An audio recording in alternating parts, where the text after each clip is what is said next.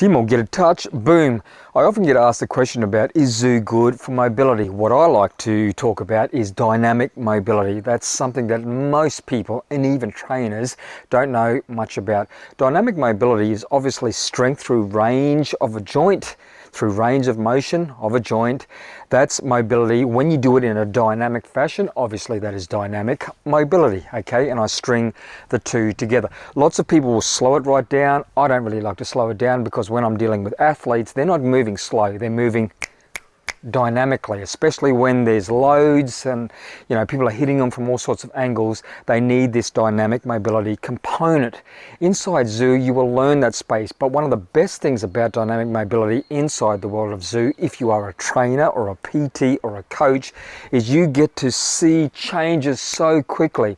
When you compare those changes to other training modalities like weights as an example, or even distance sort of modalities, you don't see those increases very quickly. They are in fact incremental gains, which is okay, but sometimes athletes, or even for you training at home, sometimes those incremental gains just happen too slowly and you start to lose motivation. Over here in the world of ZOO, dynamic mobility happens very quickly. They will always say ZOO is kicking my ass and it's always hard, every session's the hardest one yet. That's fine, because we are the hardest bodyweight training in the world. But the other thing you need to understand is this dynamic mobility is increasing very, very quickly. I'll give you an example. When I'm working with athletes, I'll videotape them doing a gorilla, okay?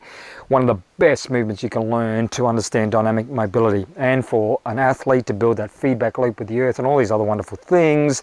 But I videotape them, and then 2 weeks later I videotape them again. Another 2 weeks later I videotape them again. And the before and afters is just breathtaking, seriously. They look at themselves before, they're moving like a robot, everything's very, very stiff, which means they're close to an injury, boom. 2 weeks time, that range is starting to increase. 4 weeks time, they're starting to move with just this wonderful movement. And if a big person can move very freely, they are powerful, okay? Freedom of movement equals power. It's a direct correlation to power. That's a little bit of insights, guys, into the dynamic mobility aspects of ZOO. So again, if you're a coach or a trainer, you're a PT, even if you're training at home and you want to start to see some real gains very, very quickly, understand that the dynamic mobility world inside ZOO is the best. Get a touch. Boom.